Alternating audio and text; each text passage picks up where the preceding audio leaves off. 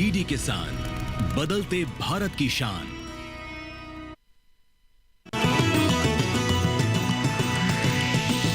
DD किसान, बदलते भारत की शान।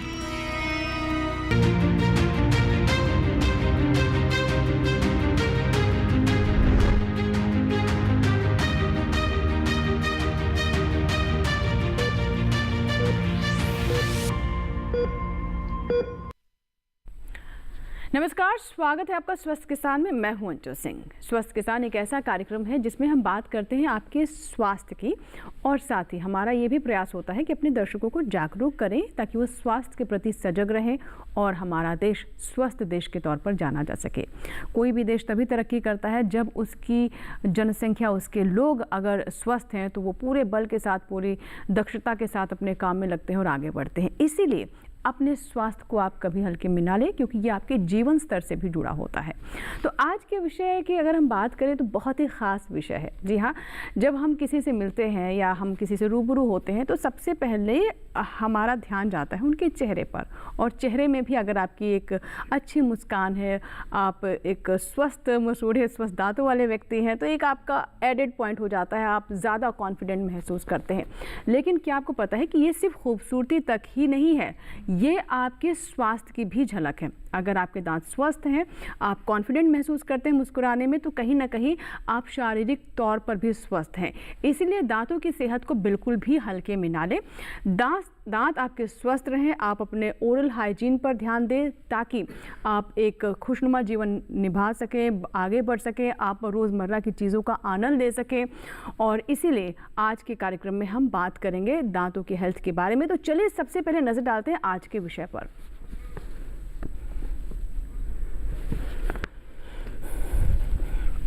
तो आज का हमारा विषय है दांतों की समस्याएं और उनका इलाज। शायद ही किसी के साथ ऐसा हुआ होगा कि दांतों की कोई समस्या ना हुई हो, लेकिन उनमें से बहुत सारे लोग ऐसे हैं जो कि डॉक्टर के पास नहीं जाते हैं और वो समस्या धीरे धीरे बढ़ते बढ़ते कई बार गंभीर स्थिति तक पहुंच जाती है। इसीलिए जागरूक रहना बहुत आवश्यक है, और दांत, कान, नाक की कोई भी समस्या हो, इसे भी आप हल्के में ना लें, ज़रूर डॉक्टर के पास जाएं। इसीलिए आज के विषय को हमने शामिल किया है कि अगर आप में भी कोई ऐसे लक्षण दिखाई दे रहे हैं, कोई समस्या है, तो उसे समझ सकें कि ये समस्या कितनी गंभीर है या कैसे इसका इलाज किया जा सकता है। आप हमारा ईमेल आईडी नोट कर लें। आप हमें ईमेल भी कर सकते हैं अपने सवाल, और साथ ही हमारा टोल फ्री नंबर भी आपके लिए अगले 1 घंटे तक उपलब्ध रहेगा, जिस पर आप अपने कॉल कर हम तक अपनी बातें पहुंचा सकते हैं। स्वस्थ किसान लाइव 2024@gmail.com, स्वस्थ किसान लाइव 2024@gmail.com ये हमारा ईमेल आईडी है। यहाँ पर दर्शकों को बता दें कि आप ईमेल भी अगर करते हैं तो उसे भी हम साथ ही साथ कार्यक्रम में लाइव शामिल करेंगे। और अब हमारा टोल फ्री नंबर नोट कर लें, जिसके माध्यम से आप अपने संपर्क कर सकते हैं और अपने सवाल, अपनी आशंकाओं को दूर कर सकते हैं। अगर आप कोई जानकारी भी चाहते हैं, कोई समस्या नहीं लेकिन आप जानकारी चाहते हैं, तो भी आप हमें कॉल कर सकते हैं 1800-113060। दूसरा नंबर भी नोट कर लें 1800-113061। तो दांत की बात करें तो ये सिर्फ आपके चेहरे की खूबसूरती तक ही सीमित नहीं, जैसा कि हमने आपको पहले बताया, बल्कि आप कितना स्पष्ट बोलेंगे, कितना अच्छा बोलेंगे, ये भी दांतों की बनावट, दांतों के स्वास्थ्य पर काफ़ी हद तक ये निर्भर करता है।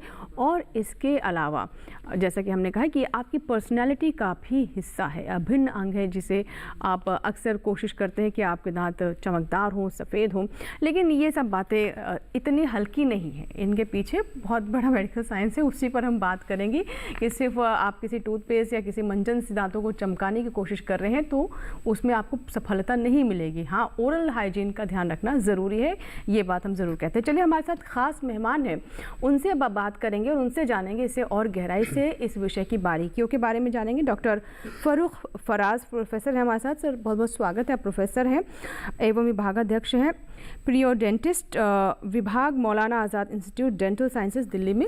सर, बहुत बहुत स्वागत है एक बार फिर से। और जो आज का हमारा एक विषय है कि किस किस तरीके से सावधानी बरतनी चाहिए, कैसे आप अपने दांतों की सेहत का ध्यान रख सकते हैं, इससे जुड़ी हुई बहुत ही आम लेकिन बहुत महत्वपूर्ण बातें आज हम समझने की कोशिश करेंगे। और हमारे साथ दूसरी जो ख़ास मेहमान है doctor Aditi Nanda, associate professor, prosthodontist विभाग, एम्स अस्पताल से। मैम, आपका बहुत बहुत स्वागत है। तो जैसा कि हमने कहा कि आपके दांतों की बनावट ये भी बहुत महत्वपूर्ण होती है, और कई बार ऐसी अप्रिय घटनाएं हो जाती है जीवन में जिसकी वजह से आप कई बार दांतों की शेप खराब हो जाती है, दांत टूट जाते हैं, कट फट जाते हैं, होंठ वगैरह।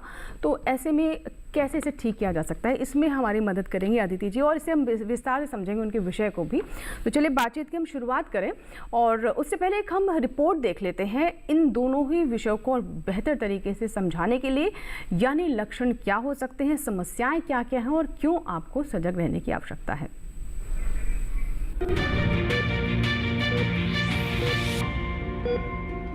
नमस्कार और स्वागत है हमारे खास शो में, जहां हम आपके स्वास्थ्य से जुड़ी अहम समस्याओं और उनके समाधान की बात करते हैं।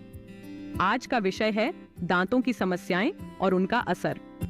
दांतों में समस्याएं हमारे मुंह के स्वास्थ्य को गंभीर रूप से प्रभावित कर सकती हैं।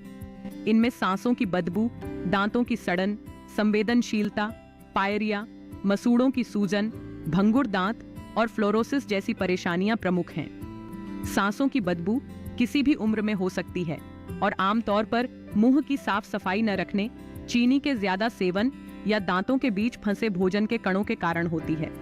इसका समाधान है नियमित सफाई, माउथ वॉश का इस्तेमाल और मुंह को खुश्की से बचाना। दांतों की सड़न तब होती है जब मुंह के बैक्टीरिया भोजन के कणों को विघटित कर एसिड बनाते हैं, जो इनेमल को नष्ट कर देते हैं। इससे दांत कमजोर हो जाते हैं और दर्दनाक स्थिति पैदा होती है। नियमित ब्रशिंग और चीनी के कम सेवन से इसे रोका जा सकता है। धन्यवाद भूमि। अब बात करते हैं दांतों की संवेदनशीलता और मसूड़ों की समस्याओं की। संवेदनशीलता में बिना किसी स्पष्ट कारण के दर्द का अनुभव होता है, जबकि पायरिया, जिसे पेरियोडोंटाइटिस कहते हैं, मसूड़ों की गंभीर समस्या है। यह मसूड़ों में संक्रमण और दांतों के झड़ने का मुख्य कारण बनता है। शुरुआती लक्षणों में सूजन और ब्रश करते समय खून आना शामिल है। इसे नियमित दांतों की सफाई से रोका जा सकता है। फ्लोरोसिस, जो ज्यादा फ्लोराइड के संपर्क में आने से होता है, दांतों पर सफेद धब्बे या गड्ढे पैदा कर सकता है। वहीं भंगुर दांत अपनी ताकत खोकर आसानी से टूट सकते हैं। इन सभी समस्याओं से बचने के लिए नियमित रूप से 2 बार ब्रश करें, मीठे पदार्थों का सेवन कम करें और मसूड़ों की देखभाल करें। याद रखें, स्वस्थ दांत ही आपके संपूर्ण स्वास्थ्य का आधार है। तो अपने दांतों की सही देखभाल करें और नियमित चेकअप के लिए डेंटिस्ट से संपर्क करते रहें। आज के लिए बस इतना ही। धन्यवाद।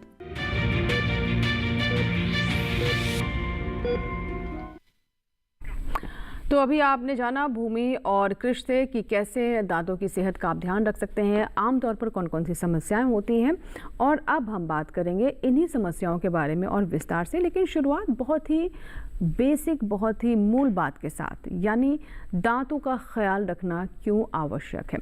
जानते हैं डॉक्टर फराज से सर, बहुत ही अहम बात है। हालांकि हमें बचपन से सिखाया जाता है कि दांत साफ होने चाहिए, लेकिन इतनी छोटी सी बात भी कई बार लोगों को नहीं समझ आती है। दांतों का साफ होना, डेंटल हेल्थ कितनी इम्पॉर्टेंट है, ना सिर्फ हमारे चेहरे के लिए, हमारी मुस्कान के लिए, मुंह से आपके दुर्गंध ना आए, बल्कि ओवरऑल हेल्थ के लिए। जी अंजू जी, आपने बड़ा अच्छा सवाल पूछा। देखिए, दांतों की या मुंह की 2 बेसिक बीमारियां हैं जो बहुत कॉमन हैं। एक तो जिसे हम लेमैन टर्म्स में कहते हैं दांत में कीड़ा लगना या कैरीज कैविटी होना, और दूसरी जो ख़ास बीमारी है वो गम डिजीज़ है, यानी मसूड़ों की बीमारी।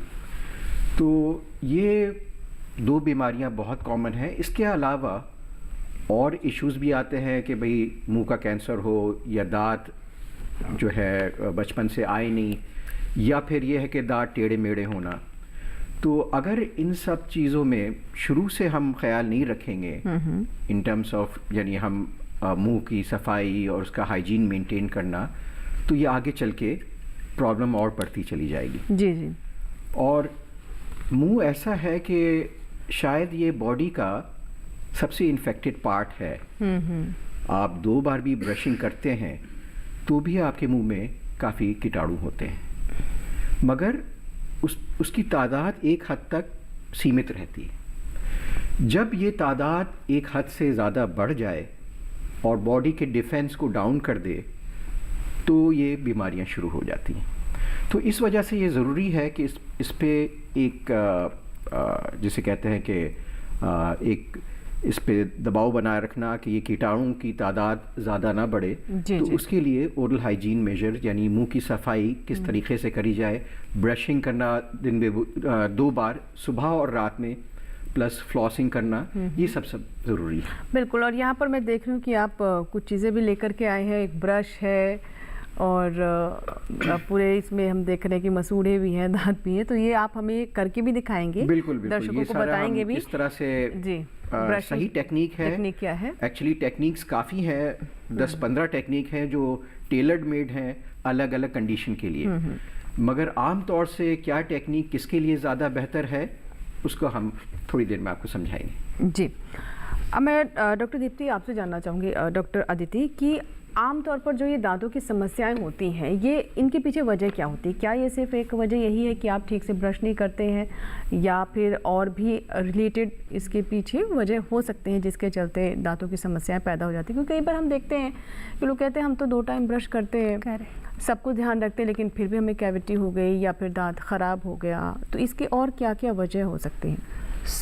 जैसे आपने बताया अंजू जी कि एक तो oral hygiene is one of the most common reason कि दांतों की सफाई कितनी बार, बट एक और फैक्टर जो आता है जैसे एज रिलेटेड, तो एज एंड कुछ ड्रग्स ऐसे होते हैं, सलाइवा यानी मुंह में थूक बनना, वो थोड़ा कम हो जाता है, तो उन केसेस में हो सकता है कि हमें ओरल हाइजीन की frequency, the number of times ज़्यादा बार करना पड़े। सलाइवरी सब्स्टिट्यूट्स यानी मुंह में थूक बनाने के लिए कुछ हमारे पास मेडिकेशंस तो नहीं मैं बोलूँगी, बट सब्स्टिट्यूट्स होते हैं कि मुंह में थूक ज़्यादा बने, जिससे कि जो भी आपके बैक्टीरिया हैं, जो भी फूड है, वो अच्छे से वॉश आउट हो जाए।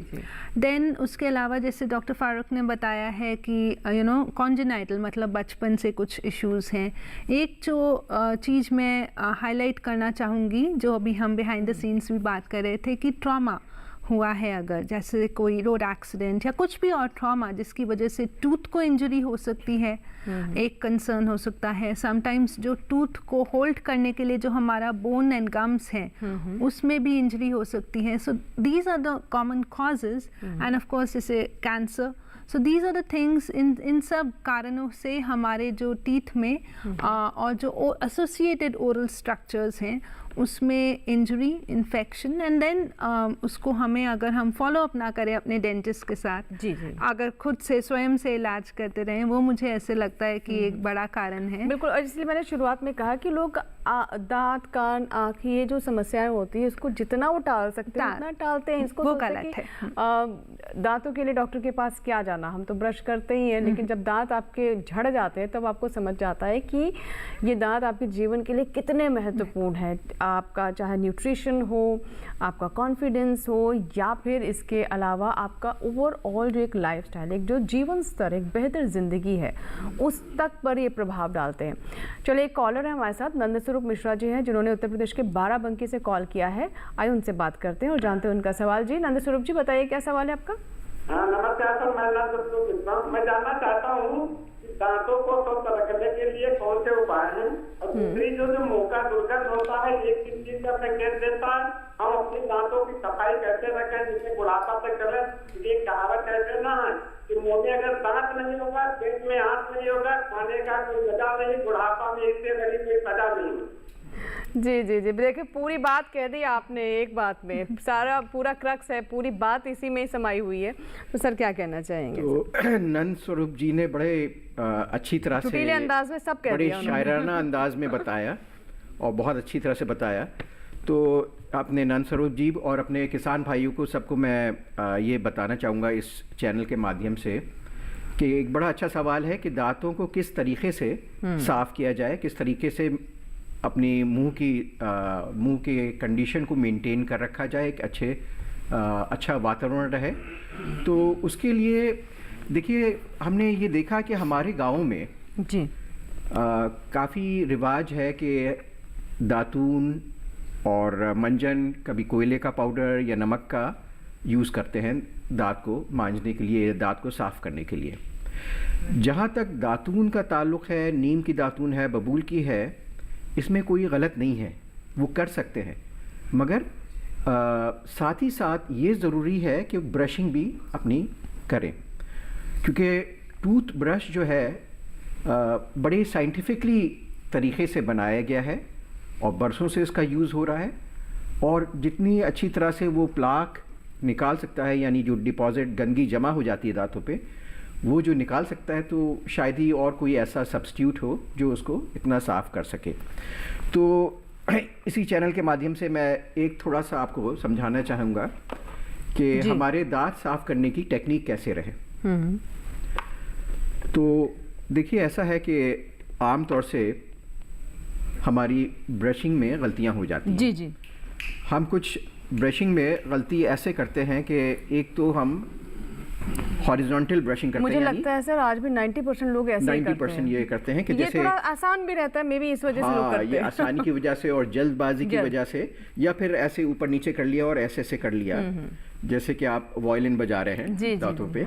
मगर इसी टेक्निक की वजह से कई बार मुंह में सेंसिटिविटी होने लग जाती है। अच्छा। यानी इनेमल डेंटिन झड़ने लग जाता है और मुंह में ठंडा गर्म लगने लग जाता है, और अक्सर पेशेंट को समझ में नहीं आता कि हो क्यों रहा है, तो वो और अच्छी तरह से ब्रश करता है और सख्ती और से जोर ब्रश लगा करता है। लगा करके। तो इसमें ये कहना चाहूँगा, एक तो सॉफ्ट ब्रश यूज़ करिए, सॉफ्ट ब्रश हो और ऊपर की ब्रिसल्स जो है सब स्ट्रेट हो।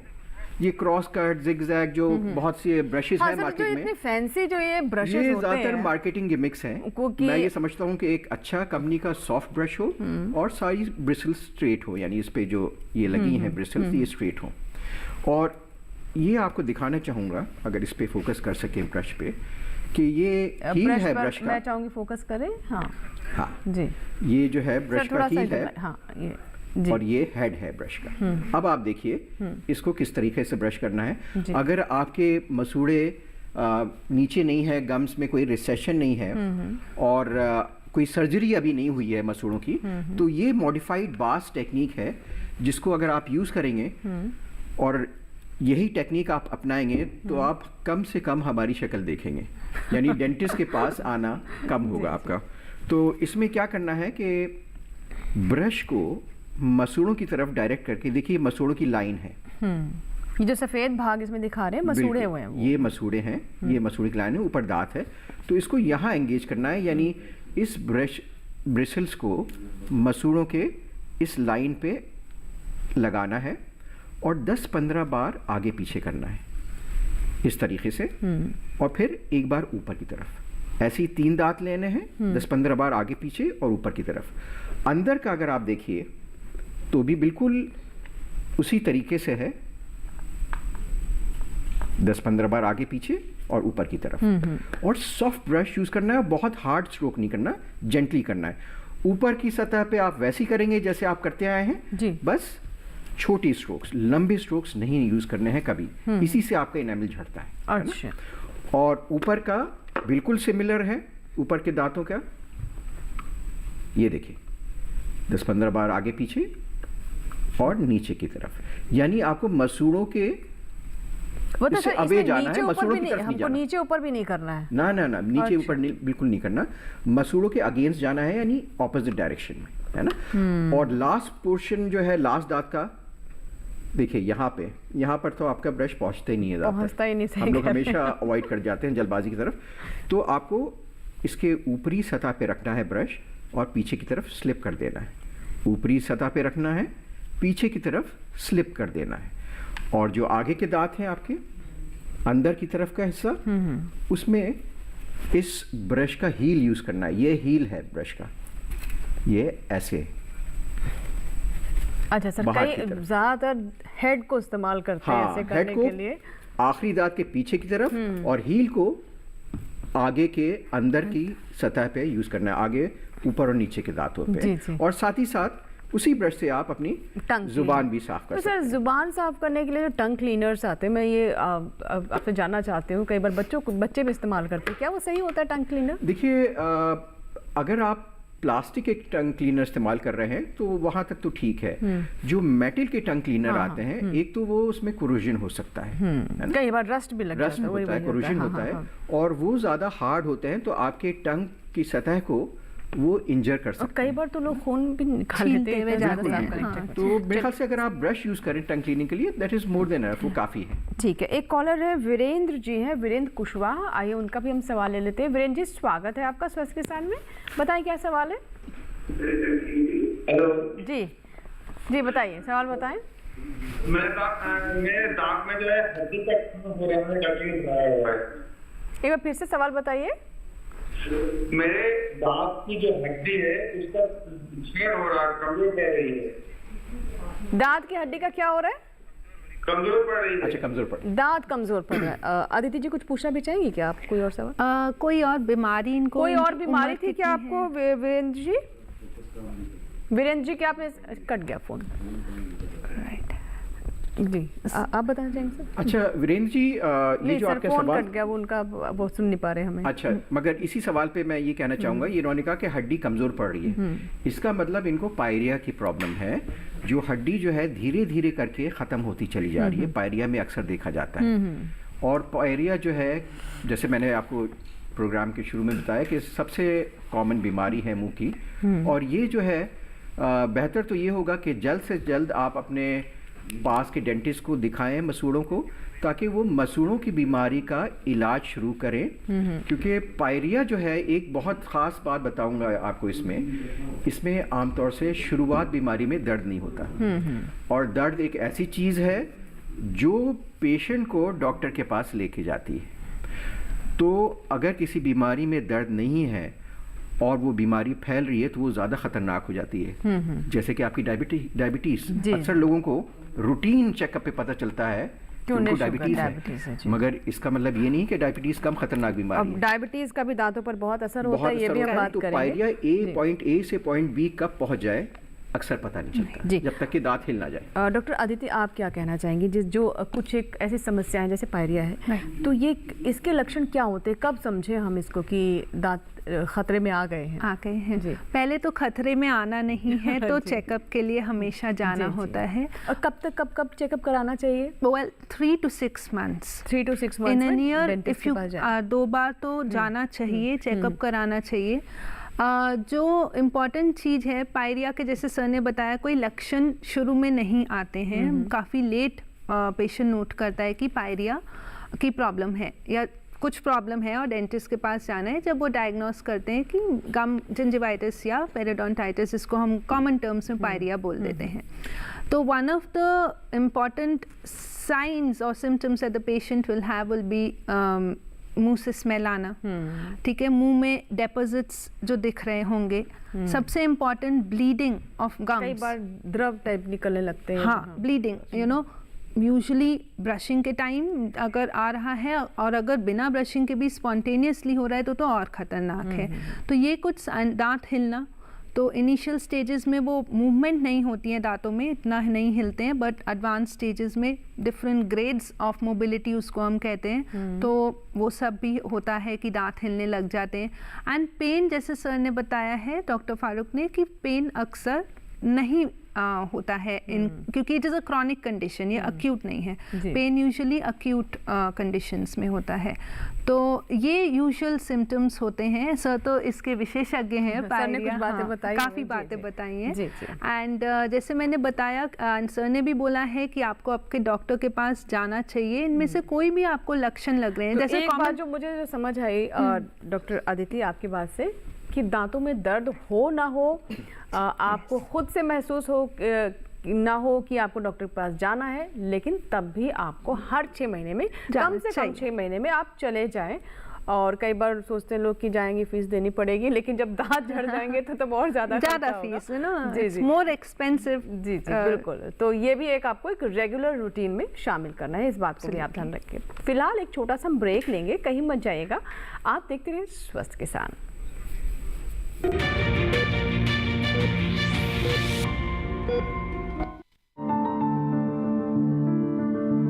फसल में कीट लगा हो या कोई बीमारी, पशुपालन में हो कोई दिक्कत या चाहिए कोई जानकारी, फोन उठाएं, नंबर मिलाएं और कहें हेलो किसान। हेलो किसान, हेलो किसान, हेलो किसान, सोमवार, बुधवार और शुक्रवार शाम 6 से 7 बजे।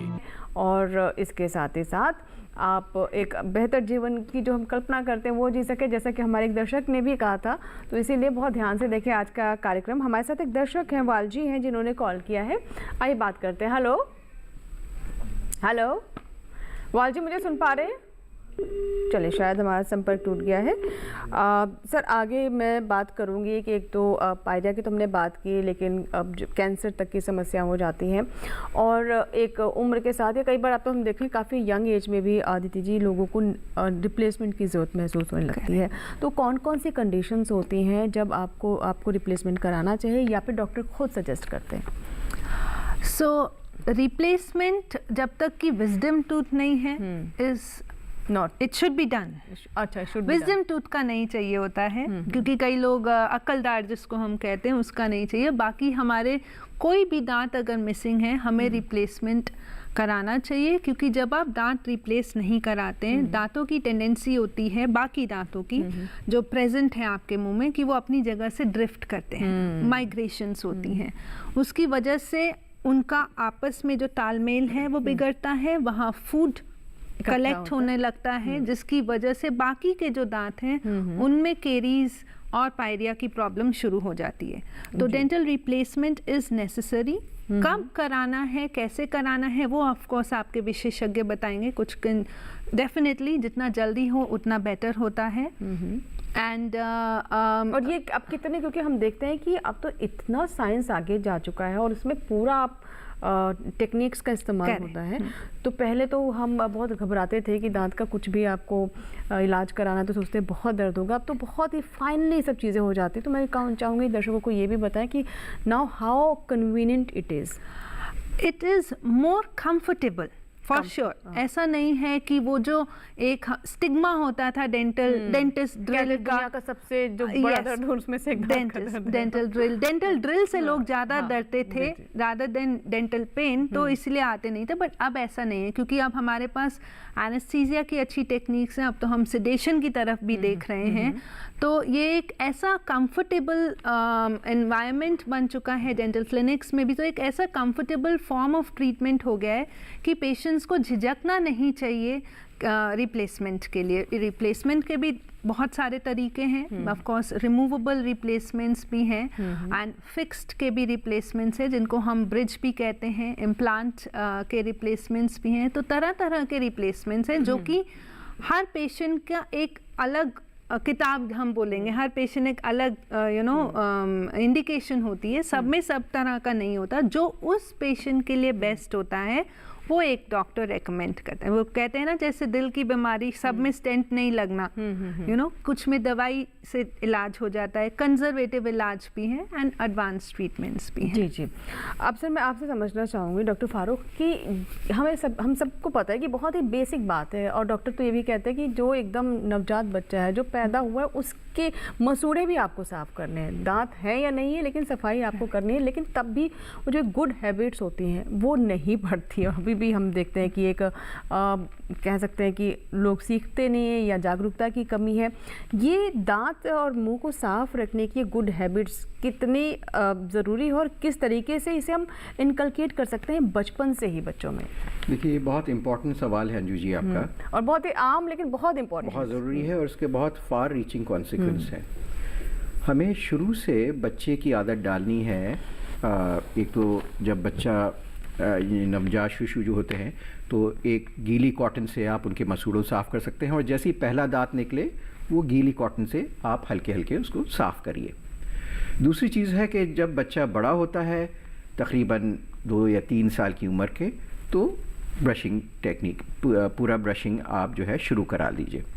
बच्चों की ब्रशिंग का जो तरीक़ा है वो बस मैं आपको 1 सेकंड में बताऊंगा।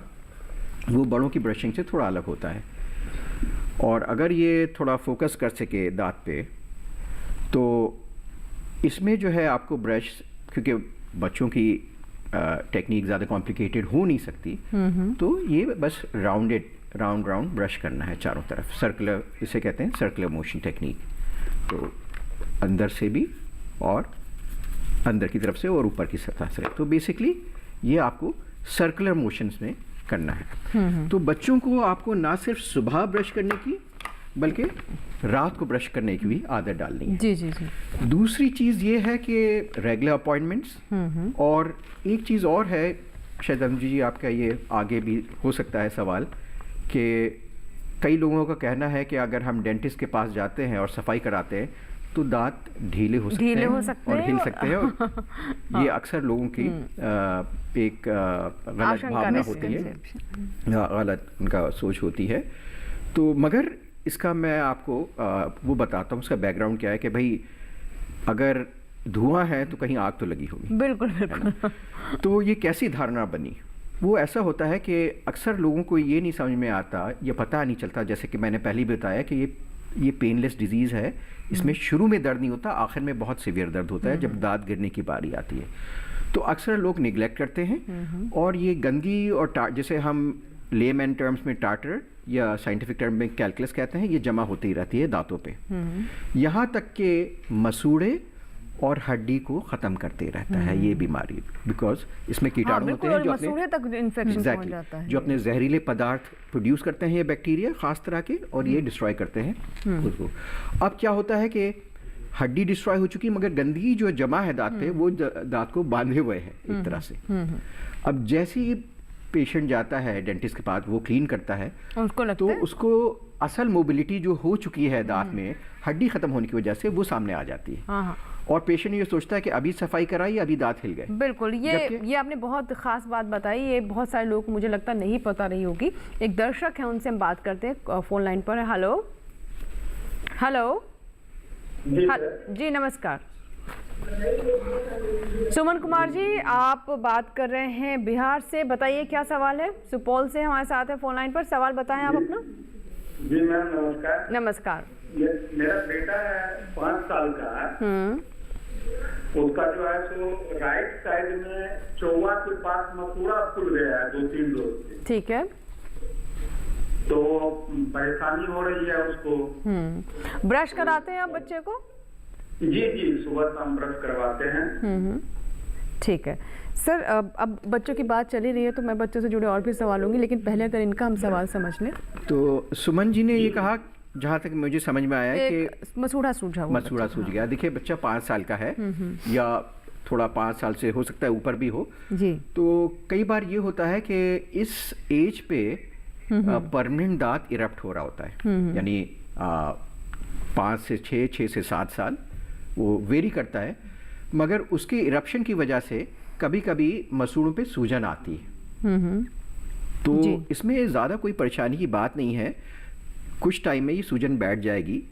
अक्सर ये कहा जाता है कि नमक के पानी से कुल्ली करा ले, मगर कभी कभार ये भी हो सकता है कि सूजन और वजह से भी आ सकती है, अगर दांत में कीड़ा लगा हो या फिर कोई चीज़ दांत में कोई कण जो है खाने का जाके फंस गया हो, और उसे हम जिंजाइवल एब्सिस कहते हैं, या फिर पेरियापाइकल एब्सिस, यानी दांत में अगर कीड़ा लगा है उसकी वजह से सूजन आई है। तो मैं ये समझता हूँ कि एक बार जो पास के लोकल डेंटिस्ट हैं उनको जाके दिखा दें ताकि कॉज समझ में आए। जी बिल्कुल। तो बच्चों की बात अगर आपने की है तो सर यहाँ पर मैं आगे ये भी जानना चाहूँगी कि कई बार क्या होता है कि बच्चों के दांतों को लेकर ज़्यादा लोग ख्याल नहीं करते, सोचते हैं कि अभी तो दूध के दांत हैं, टूट जाएंगे। कई बार हम देखते हैं कि कीड़े भी लग जाते हैं और भी प्रॉब्लम्स होती है, लेकिन उस हिसाब से उसको ट्रीट नहीं किया जाता, इंतज़ार किया जाता है कि जब ये दांत हट जाएंगे, जो नए दांत आएंगे वो तो स्वस्थ ही होंगे। तो ये कितना सही रहता है अदिति जी?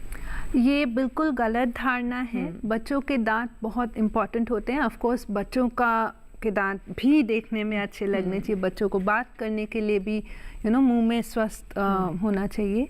बट सबसे इम्पॉर्टेंट जो रोल होता है उन दूध के दांतों का, वो ये होता है कि वो जो परमानेंट पक्के दांत नीचे हैं उनके लिए जगह बना कर रखें।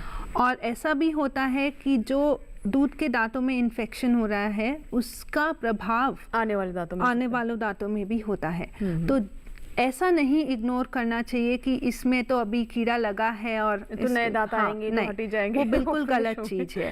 एंड बच्चों के तो इनफैक्ट स्पेशल विशेषज्ञ होते हैं जिनको हम पीडोडोंटिस्ट कहते हैं।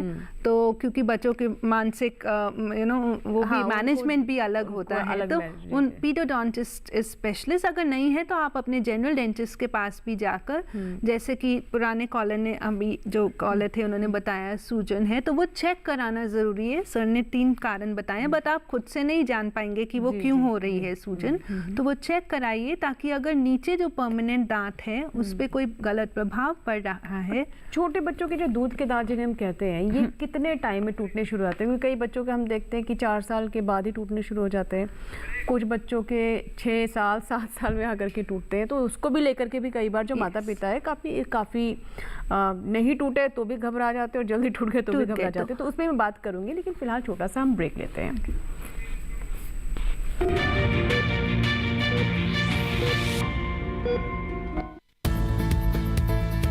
किस फसल की क्या है चाल, किस मंडी का क्या है हाल, उतरते चढ़ते भाव का असर, आयात निर्यात का क्या है असर, कैसा रहेगा आगे बाजार, बताएंगे मंडियों के जानकार। देखिए मंडी खबर सोमवार से शनिवार शाम 5 बजे सिर्फ दूरदर्शन किसान चैनल पर।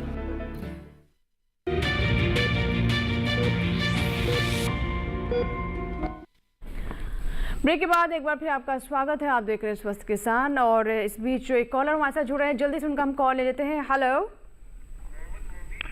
मोहम्मद मोमिन जी हमारे साथ हैं, जिन्होंने हमें कॉल किया है लखीमपुर। जी बताइए, सवाल बताएं आप। उत्तर प्रदेश से हमारे साथ फोन लाइन पर है। जी मेरे 2 सवाल हैं। बताएं सर। एक तो मेरी मिसेज जो है वो इनको दांत में तकलीफ थी साइड में, जो वो असरदार होती है उसको डॉक्टर ने बोला कि निकलवा दो, तो उसको निकलवा दिया था। फिर उसके बाद में उनको ये समस्या हुई कि साइड से जो था वो दाल से रगड़ होके कट जाता था। ये भी हम अक्सर देखते हैं कि मुंह में धीरे धीरे जख्म बनने लगते हैं और वो और भी बड़ी समस्या बन जाती है। और भी कुछ समस्या नहीं, ज्यादा जख्म नहीं बना। अच्छा ठीक है, ठीक है। तो उसके बाद में फिर डॉक्टर को दिखाया तो उन्होंने जो था वो उसकी जो कहा कि धार हो गई, उसको कट किया। लेकिन अब भी ऐसा है कि थोड़ा बहुत कभी न कभी दाल कट जाता है। अच्छा, अब देना चाहेंगे जवाब? हाँ ठीक है, डॉक्टर अदिति। मोहम्मद मोबिन जी, ये जो गाल में कट रहा है, ये आपका हो सकता है कि उस रीजन में कोई शार्प टूथ हो, और वो उस टूथ को हमें कई बार बहुत माइनर, उसको हम एक प्रोसीजर कहते हैं एनामलोप्लास्टी, उससे भी ठीक कर सकते हैं। उससे पहले हम एक रिवर्सिबल ट्रीटमेंट होता है, एक सॉफ्ट स्प्लिंट, वो भी बनाकर, ताकि वो एक प्रोटेक्शन रहे, वो देख सकते हैं कि उससे कुछ आराम मिल पा रहा है या नहीं। अगर आराम मिलता है तो हम बहुत माइनर उस शार्प टूथ को ग्राइंड कर सकते हैं। बट जो एक चीज़ मैं आपके नोटिस में लाना चाहूँगी, अगर गाल कट रहा है और वहाँ पे अल्सर बन रहा है, और अल्सर अगर हील ही नहीं हो पा रहा है 7 से 10 दिन तक, तो डेफिनेटली इसको और ज़्यादा सीरियसली अटेंड करने की ज़रूरत है। कोई भी non healing ulcer, in fact beyond 10 to 14 days, अगर कोई भी अल्सर हील नहीं कर पा रहा है तो उसकी हमें फर्दर जांच टुवर्ड्स एडवांस ट्रीटमेंट भी करानी पड़ सकती है। और जो कट रहा है उसका एक सिम्टोमेटिक जो इलाज वो ये है, ऑफ कोर्स जो शार्प दांत है वो तो घिसना ही है, बट देन सिंपल से सिंपल जो गुनगुने पानी में हम कहते हैं ना, नमक डाल के कुल्ला, ताकि उनको जो इमीडिएट पेन या गरम ठंडा लगता है वो आई मीन जो नमकीन, वो बहुत ही एक ना स्टिंगिंग सेंसेशन होती है जहाँ गाल कटता है, उस पे उनको काफ़ी आराम मिलेगा।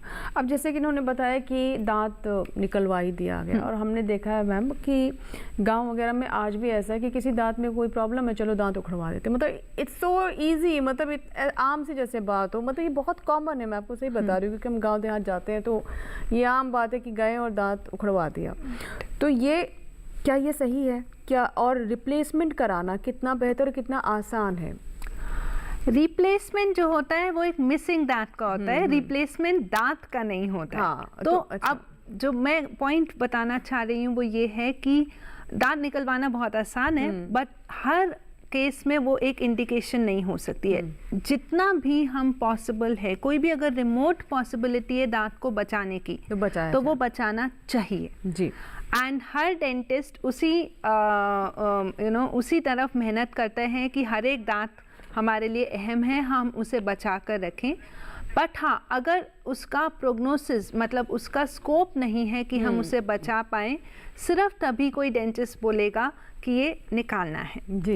एंड विजडम टूथ हाउएवर एक एक्सेप्शन होता है कि यूजुअली इनके लिए जगह नहीं बचती है जॉज में, तो इसीलिए हमें अक्सर उनके एक्सट्रैक्शंस या उसको हम बिगर फॉर्म ऑफ एक्सट्रैक्शन होता है, उसको हम इम्पैक्शंस कहते हैं, तो वो करना पड़ता है। Impaction surgery, they are impacted, वो खुद नहीं निकल पा रहे हैं, तो उनको हमें सर्जरी से थोड़ी एडवांस सर्जरीज अक्सर चाहिए होती है, नॉट ऑलवेज। तो ठीक है, मुकेश जी एक दर्शक है, उनसे बात कर लेते हैं। मुकेश जी स्वागत है स्वस्थ के सामने, बताइए क्या सवाल है।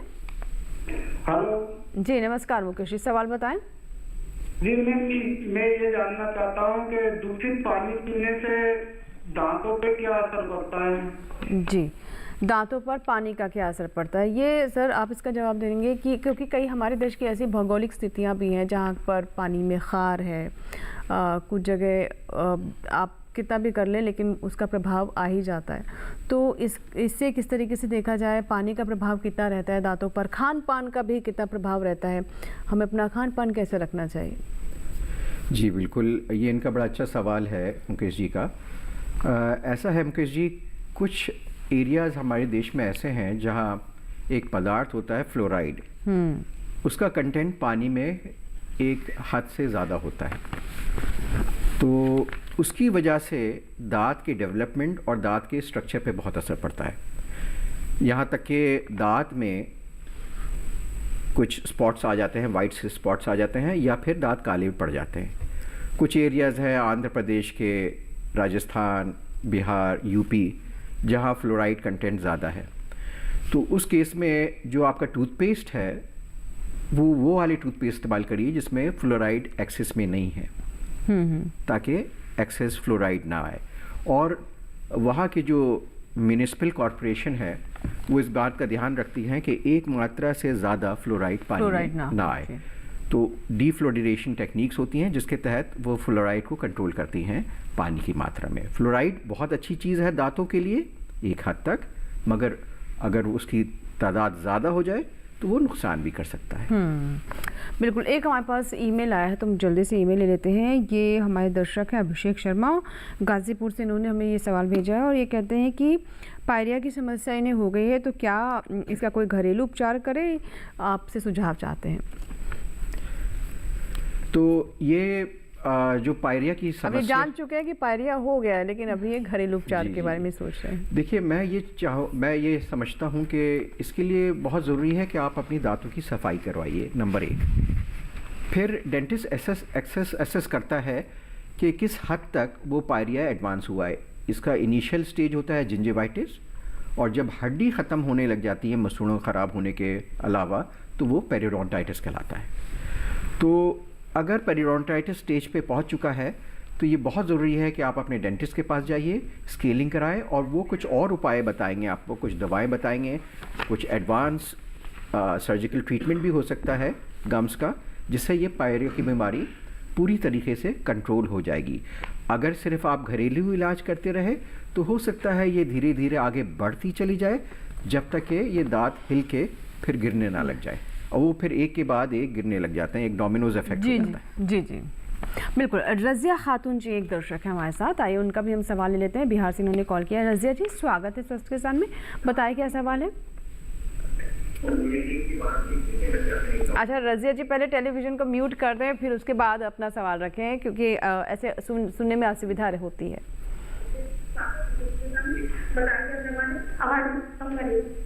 धन्यवाद, बताइए क्या समस्या है।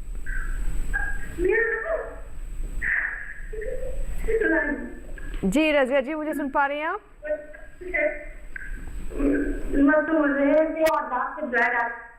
मसूड़ों से खून आता है। जी, तो रज़िया जी ये बहुत आम, ये पहला साइन है कि मसूड़ों की बीमारी शुरू हो गई है। मसूड़ों से खून आना ये कोई सख्त चीज़ खाते हुए, एप्पल खाते हुए या ब्रश करते हुए, ये आम बात नहीं है। ये पहला सिग्नल है कि मसूड़ों की बीमारी शुरू हुई है, ख़तरे की घंटियाँ बजनी शुरू हो गई हैं। इसके लिए बहुत ज़रूरी है कि आप अपने डेंटिस्ट के पास जाइए और क्लीनिंग करवाइए। तो ये आपका ये 1-2 सिटिंग में आफ्टर क्लीनिंग, सफाई के बाद ये मसूड़े से खून आना बंद हो जाएगा, वरना फिर ये प्रोग्रेस हो सकता है पूरे पायरिया में, ये आगे बढ़ सकता है पायरिया में। जी जी, अभी हमारा वो बच्चों वाला सवाल रह गया था मैम, तो उसके बारे में क्या बताना चाहेंगे? क्योंकि ये तो आपने बता दिया कि बच्चों के अगर दांतों में किसी भी तरह का इन्फेक्शन है तो उसे ट्रीट कराना इज़ वेरी इंपॉर्टेंट, क्योंकि आने वाले दांतों में जो परमानेंट दांत उनमें असर आएगा। और दांतों कब टूटते हैं, जैसे बच्चों के जब टूटने शुरू होते हैं दांत, उस वक्त माता पिता को किस तरह की सावधानी बरतनी चाहिए? फिर हम ब्रेक लेंगे उसके बाद।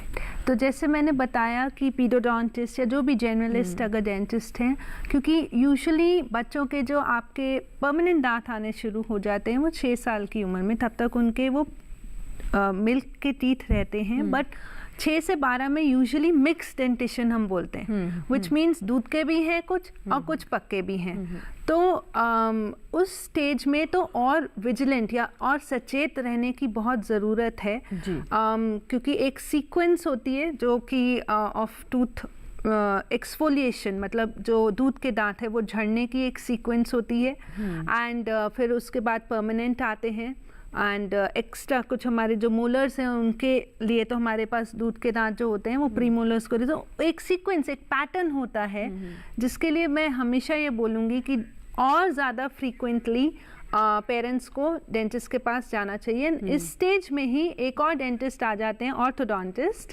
क्योंकि मैल अलाइनमेंट जो दांतों का आगे पीछे भी कुछ आने शुरू हो जाते हैं, तो ये एक बहुत ही स्टेट ऑफ कंफ्यूजन होता है बच्चों की लाइफ में भी और पेरेंट्स की लाइफ में भी। क्लीनिंग भी अलग से चल रही होती है, एंड देन कुछ कई बार क्या होता है, जॉ पोजिशंस ऐसी होती हैं कि दे आर नॉट एकदम अलाइंड, ऊपर वाला jaw and lower jaw.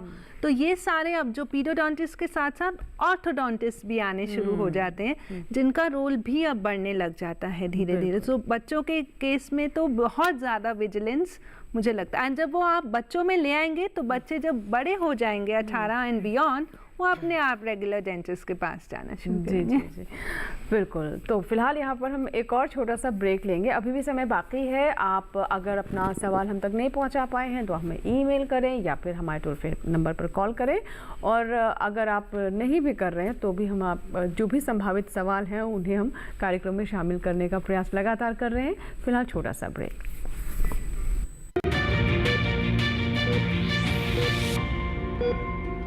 DD किसान ने कर ली है तैयारी, यहाँ मिलेगी पशुपालन की हर एक जानकारी, घर आंगन से लेकर व्यवसायिक फार्म तक, मुर्गी पालन से लेकर रेगिस्तान के जहाज तक। बीमारियों से पशुपालक बिल्कुल ना हो परेशान, विशेषज्ञ करेंगे आपकी समस्या का समाधान। देखिए अपना पशु चिकित्सक हर रविवार शाम 6:30 बजे दूरदर्शन किसान पर।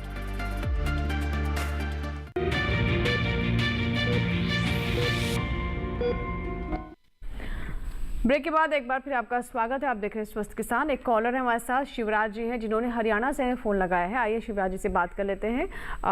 यमुनानगर से हमारे साथ है। बताइए शिवराज जी, क्या सवाल है आपका? राम राम जी। जी राम राम।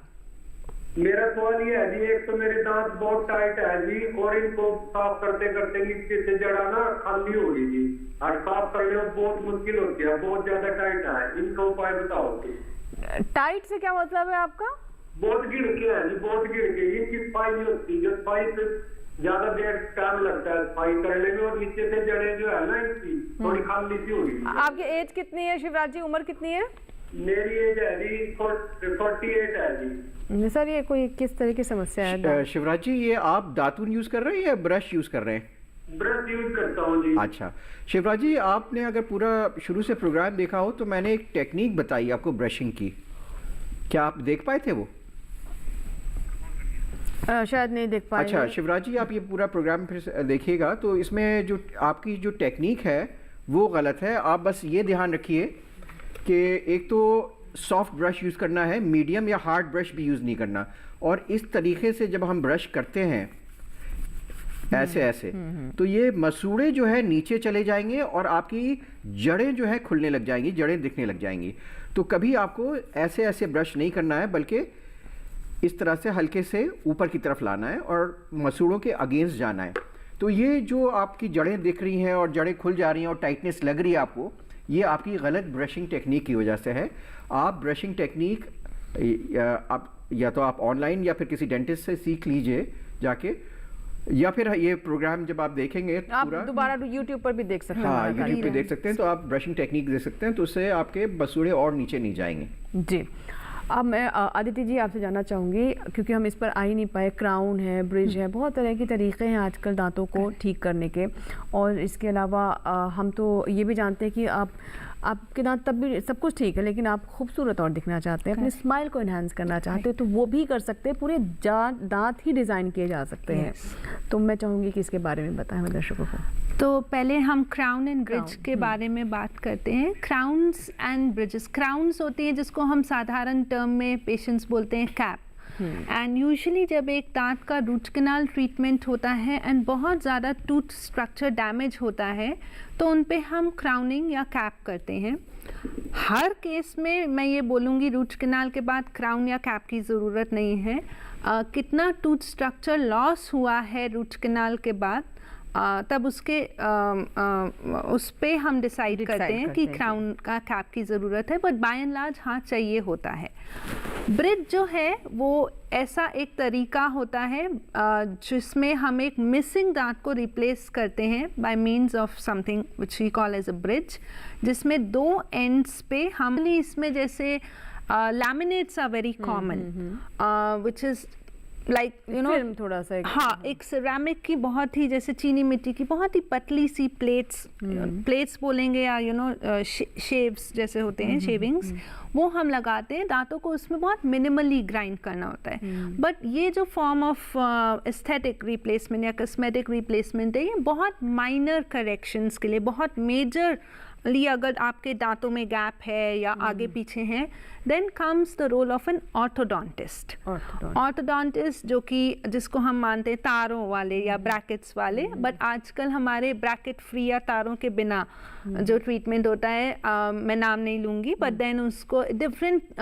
अलाइनर्स उनको हम कहते हैं। बहुत सारे डिफरेंट टाइप्स ऑफ अलाइनर्स हैं। इनफैक्ट मैं खुद रेसिपिएंट हूँ of one of the form, मेरा ट्रीटमेंट अभी चल रहा है उसका, तो मैंने कुछ पहना हुआ है जो आपको दिख भी नहीं रहा है। एंड बट मेरे वो बिना ब्रैकेट्स के, बिना तारों के वो अलाइनमेंट चल लेकर के भी मैंने देखा बच्चों में खास तौर पर एक झिझक रहती थी वो। yes. हाँ, वो बट इसमें वो टाइम गया, वो टाइम चला गया, बट इसमें ये चीज़ जरूर है कि वो अलाइनर पहनना होता है। तो ये जो पेशेंट कंप्लायंस है, अब अगर वो पेशेंट पहनेगा नहीं और इलाज नहीं होगा, फिर आप नहीं बोल सकते कि इलाज तो हुआ नहीं करके। तो ये एक होता है अलाइनर्स का। एक हमारे पास ईमेल और आया है, और ये हमारे दर्शक हैं, इनका नाम है अमित कुमार।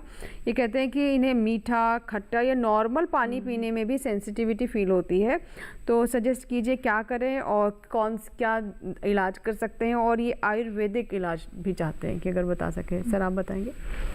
देखिए, ये आपने अच्छा सवाल छेड़ा, क्योंकि इस टॉपिक पे नहीं बात हो पाई थी अब तक के प्रोग्राम में। तो ये सेंसिटिविटी एक बहुत आम और बड़ी समस्या है, और ख़ासतौर से इस मौसम में, सर्दियों में सेंसिटिविटी और बढ़ जाती है कि नॉर्मल पानी भी पी रहे हैं तो उससे भी सेंसिटिविटी होती है, या फिर कुछ खट्टी चीज़ खा रहे हैं, आपके संतरा है, मौसम्बी है, उससे सेंसिटिविटी होती है, या फिर आम सेंसिटिविटी वैसे भी होने लग जाती है।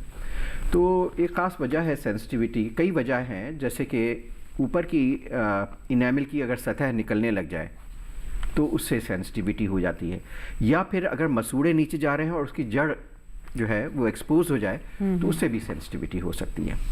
अब इसके कई तरीक़े हैं सेंसिटिविटी रोकने के लिए। कुछ तो डीसेंसिटाइजिंग टूथपेस्ट आते हैं जो आप लगा लीजिए दांत पे, उसको 1 या 2 मिनट के लिए छोड़िए, फिर उसी टूथपेस्ट से आप ब्रश करिए सुबह और रात में, उससे धीरे धीरे सेंसिटिविटी कम हो जाती है। बाकी डेंटिस्ट के पास जाते हैं तो और भी तरीके हैं सेंसिटिविटी कम करने के। कुछ वार्निशेस आती हैं, कुछ लेज़र्स भी होते हैं जिससे आप सेंसिटिविटी कम कर सकते हैं, आइंटोफ्लोरोसिस, और बहुत से तरीके हैं जिससे आपके डेंटिस्ट जैसे बॉन्ड एक पतली सी लेयर जी प्राइम बॉन्ड की लगाते हैं जी, जी। जिससे सेंसिटिविटी कम हो जाए। अब क्योंकि कार्यक्रम को समाप्त करने का समय हो गया, लेकिन हमने आरसीटी पर डिटेल में बात नहीं की, जो कि बहुत ही आम है और लोग डरते भी बहुत हैं। हालांकि अब तो काफ़ी चीज़ें बेहतर है, पहले जैसा नहीं है, लेकिन बहुत डरते हैं अभी भी। तो वो कौन सी स्थिति होती है जब करा ही लेनी चाहिए जल्दी से? जब डॉक्टर आपका बोले क्योंकि दांतों की जैसे 3 परत होती है, एनामल, डेंटिन और उसके अंदर बहुत ही प्रोटेक्टेड पल्प जिसमें नर्व्स एंड वेसल्स होती हैं। अब या तो दांत में इन्फेक्शन, केरीज जैसे सडन है, या दांत इस लेवल पे फ्रैक्चर हो गया है कि वो अब nerves involve हो गई हैं, that is the time when RCT is needed and if अगर आपका डॉक्टर ने बोला है तो कि कराना है, तो करानी है, उसमें कोई दो राय ही नहीं है। बहुत बहुत शुक्रिया डॉक्टर फारूक आपका भी, डॉक्टर आदित्य आपका भी, और बहुत डिटेल में हमने बात की। बहुत सारे दर्शकों के कॉल्स आए, ईमेल्स आए, जिन्हें हमने आज के कार्यक्रम में शामिल किया। हमें पूरी उम्मीद है कि दर्शकों को हमारा कार्यक्रम ज़रूर पसंद आया होगा और आज के बाद से आप 2 टाइम ब्रश ज़रूर करेंगे। अगर नहीं करते हैं, अपने दांतों का ज़्यादा ख्याल रखेंगे और आपकी ईमेल्स इसी तरीके से हम तक पहुंचती रहें, आपकी कॉल्स पहुंचती रहें, इसीलिए हम अलग अलग विषय लेकर आते हैं। लेकिन अगर आप चाहते हैं किसी और विषय पर भी हम स्वस्थ किसान लेकर आएँ, या फिर कोई सुझाव है जो आप हम तक पहुंचाना चाहते हैं, तो आपका स्वागत है। आप हमारा ईमेल पता एक बार फिर से नोट कर लें। हमारा ईमेल आईडी swasthkisanlive2024@gmail.com, ये हमारा ईमेल आईडी है जिस पर आप अपनी बात हम तक पहुँचा सकते हैं।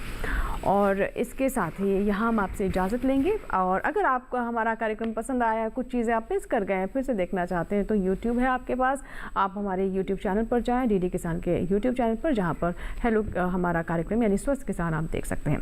दीजिए इजाज़त, आप स्वस्थ रहें, मंगल रहें, यही हमारी कामना है। और हाँ, दूरदर्शन किसान देखते रहें। नमस्कार।